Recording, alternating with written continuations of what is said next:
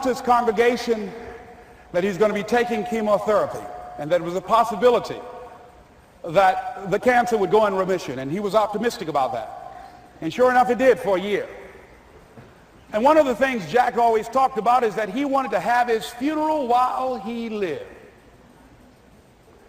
And so he invited a few friends, Wayne Dyer and myself and a few other speakers. He didn't tell us why we were there, but once we gathered there, the church, they told us in the room that Jack is going to announce to the congregation, he's bringing his doctor up. The doctor is going to say that we felt we could keep it in remission. It's out of remission, and he doesn't have much time left.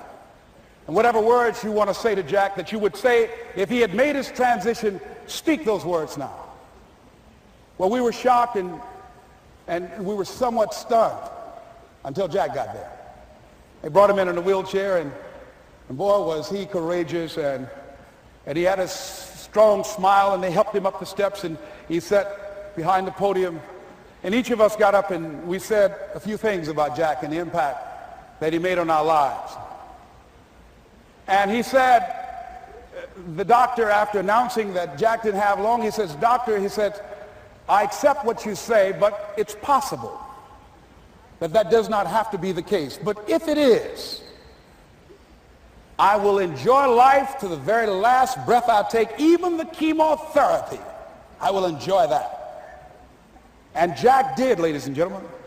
And when they said that all of his vital organs were failing, they called his family and his close church staff to the hospital and said, "He's dying." And so they came and they all gathered in the room. And Jack at that time was unconscious. And he gained consciousness, and he looked at them and he said, with what strength he had, he said, "I want to thank you all for being here. You've been a great staff to me." He looked at his sons, his daughter. He said, "You've been a great family." He said, "Don't feel sorry for me." He said, I'm ready to go. I'm looking forward to the next adventure." And he sat there for a little while, laid there, and he closed his eyes, and he lost consciousness. About an hour and a half later, he opened his eyes, and he looked at them. He said, "This is embarrassing. I'm not dead yet."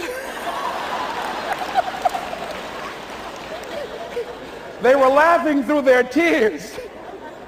They said, "Jack, you are a character." He said, "Hey, I hate giving up this kind of control." So they predicted that Jack would die at the end of February.